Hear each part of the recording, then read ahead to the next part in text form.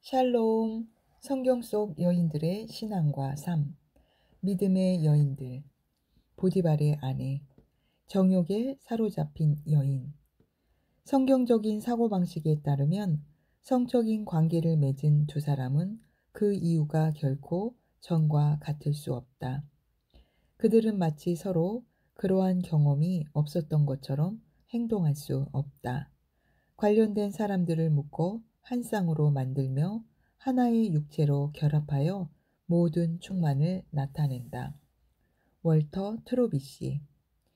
보디발의 아내는 모든 것을 가지고 있었다. 그녀는 바로의 시위대장이라는 높은 지위에 있는 남편이 있었다. 넓고 화려한 집에서 살았다. 부유함 속에서 풍부한 음식과 의복을 가지고 제멋대로 살았다. 자기가 원하는 조그마한 일까지 모두 해주는 수많은 하인을 두었다. 한마디로 그녀는 매우 버릇없는 여인이었다. 애굽 여인이었던 그녀는 당시의 다른 여인들보다 훨씬 더 많은 자유를 누리고 있었다. 사람들은 그녀가 매우 행복할 거라고 생각했다. 그러나 실제는 전혀 그렇지 않았기에 그러한 결론은 근시안적인 것으로 판명이 났다. 사람들은 상황이 사람을 만드는 게 아니라고 한다. 하지만 상황은 사람을 드러낸다. 보디발의 아내에게만큼은 분명한 사실이었다. 그녀는 자기 남편이 거느리는 종의 우두머리였던 요셉과 함께 성경에 등장하고 있다. 야곱과 라헬의 아들인 요셉은 형들에게 팔려서 보디발의 집으로 왔다. 당시 그는 놀랄 만큼 잘생긴 남자였다. 그러나 요셉의 내면은 그의 준수한 외모보다 더 주목할 만했다. 그가 하나님과 가까이 동행하고 있었기 때문이다. 하나님께서는 꿈을 통하여 요셉에게 그의 장래를 여러 번 계시해 주셨다. 그것이 바로 요셉의 형들이 그를 질투한 이유 중 하나였다. 그들은 요셉이 자기들을 경멸한다고 느꼈다. 아버지가 요셉을 더 사랑한다는 사실에 머리끝까지 분노가 치밀었고 마침내 지나가는 상인들에게 요셉을 팔아버렸다. 그렇지만 하나님께서 요셉과 함께 하신다는 것이 곧 분명해졌다. 요셉이 가는 곳마다 하나님의 축복이 따랐기 때문이다. 보디발의 집도 요셉 때문에 축복을 받았다. 서로에 대한 존경과 감사가 요셉과 그의 주인 사이에 점점 더 자라났고 요셉의 책임이 더욱 커져 나중에는 집안 전체를 맡아 관리하게 되었다. 언뜻 보기에 여자가 바랄 수 있는 모든 것을 소유한 것처럼 보였던 보디발의 아내는 내적으로 텅 비어있는 목적이 없는 여자였다. 그녀는 시간이 너무 많았다. 그녀는 자기 직업을 전부로 알고 있는 남자와 결혼했다.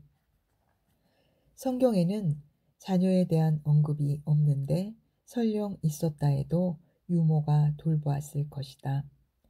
남편이 자신에게 관심을 기울여 주지 않았기 때문에 그녀의 감정이 상해 있었는지 모른다. 텅 빈 삶은 채워지기 원하고 텅 빈 마음은 만족을 갈망한다. 보디발의 아내는 결국 자기 마음 속에 있는 욕망을 표현하고 말았다. 그녀는 요셉의 매력이 그의 육체적인 모습뿐 아니라 내적인 인격의 아름다움과 의로움과 충실함에서 비롯되었다는 것을 깨닫지 못했을까? 요셉의 특별함이 그가 하나님과 가까이 동행한 데 있다는 것을 이해할 수 없었을까? 분명히 몰랐던 것 같다. 그녀는 한 번이 아니라 계속해서 자신과 요셉에게 굴욕적인 짓을 했기 때문이다. 그녀는 자기 자신과 몸을 요셉에게 맡기려 했다. 오직 성에서 만족감을 찾으려 했다. 그녀는 자기가 추구하는 감각이 사랑과 결혼이라는 안정 속에서 이루어지지 않는다면 결국 그녀를 소모시킬 열정과 감정적인 흥분을 자아낼 뿐이라는 사실을 알지 못했다. 세상을 창조하실 때 하나님은 이렇게 말씀하셨다. 이러므로 남자가 부모를 떠나 그의 아내와 합하여 둘이 한 몸을 이룰지로다. 그러므로 성욕은 하나님에 의한 결혼의 따스함과 안정과 사랑 가운데 영원히 포함되어 있는 것이다. 그리고 한 육체가 된다는 것이 사랑의 결과여야 한다는 하나님의 분명한 명령에 의한 것이다. 가정을 시작하기 전에 자기 부모를 떠나겠다고 결정하는 것은 성적 사랑의 절정을 이룰 알맞은 환경을 조성해 준다.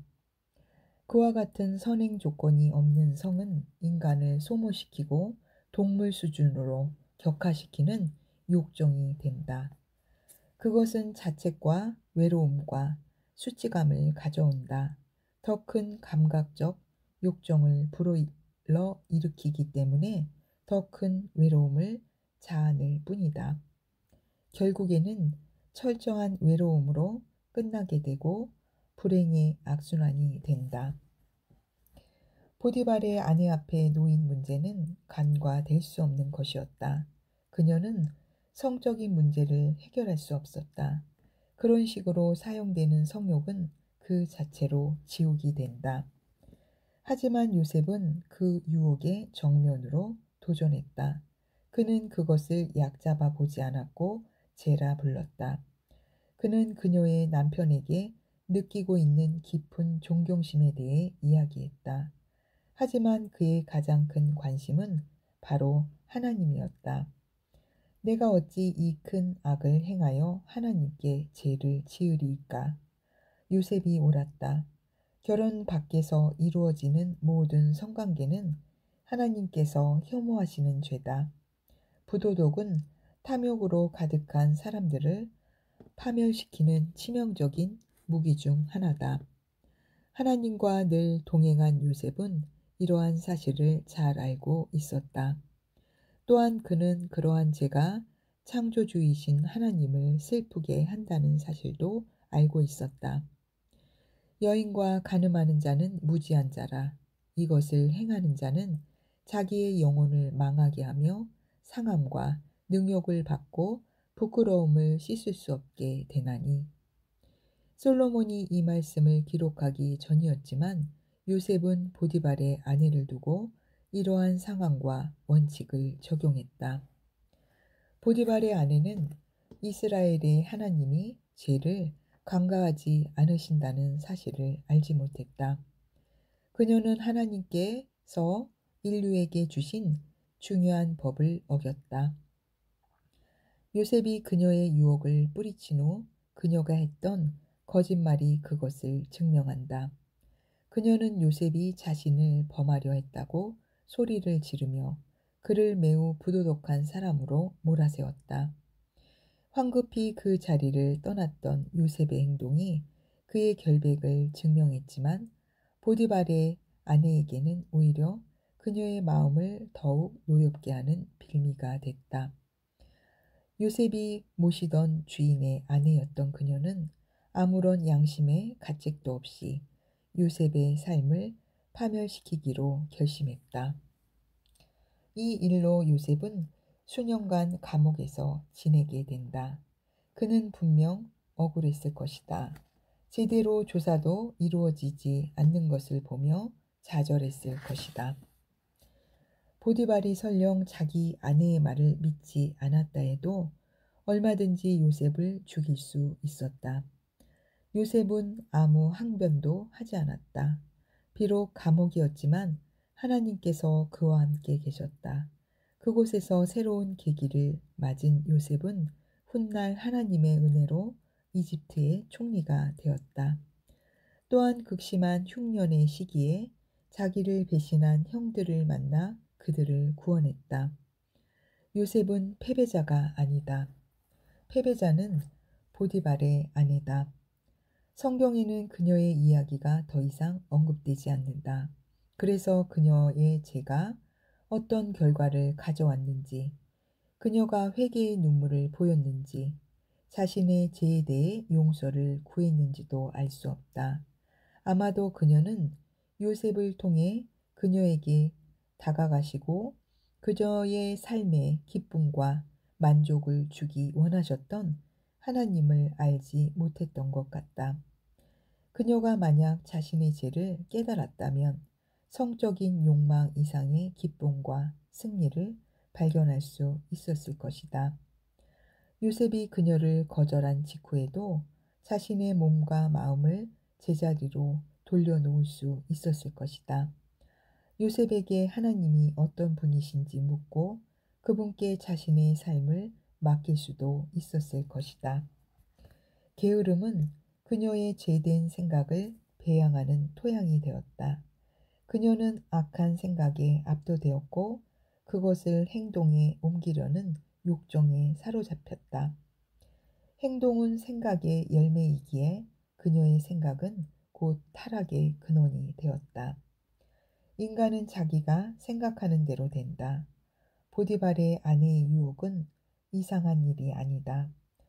오늘날에도 사탄은 삼킬 자를 찾으며 우는 사자처럼 계속 돌아다닌다.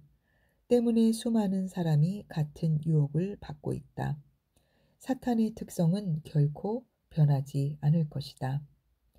보디발의 아내는 자신의 유혹이 죄로 자라도록 허용했다. 왜냐하면 그녀는 자기의 욕망을 억제하지 않고 오히려 욕망으로 하여금 그녀를 실제적인 죄로 끌어들여서 그 속에 빠지게 했기 때문이다. 쉽게 말해 그녀에게는 자기 자신을 바로잡고 싶은 마음이 없었다. 결국 그녀는 자기의 생을 긍정적으로 사용할 수 있는 시간과 이성과 잠재력이 있었지만 실패하고 말았다. 때문에 그녀에 대해서는 그 어떤 좋은 말도 할 수가 없다. 그녀가 조금의 긍정적인 인상도 남기지 않고 살았다는 것은 정말 비극이다. 야고보서 1장 13절에서 15절을 공부하라. 어떤 욕망이 당신을 죄로 이끌어갈 위험이 있는가? 정욕에 사로잡힌 여인 보디발의 아내. 할렐루야.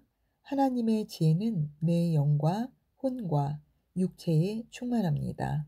건강도 치유도 나의 것입니다. 예수님의 이름으로 축복합니다. 아멘.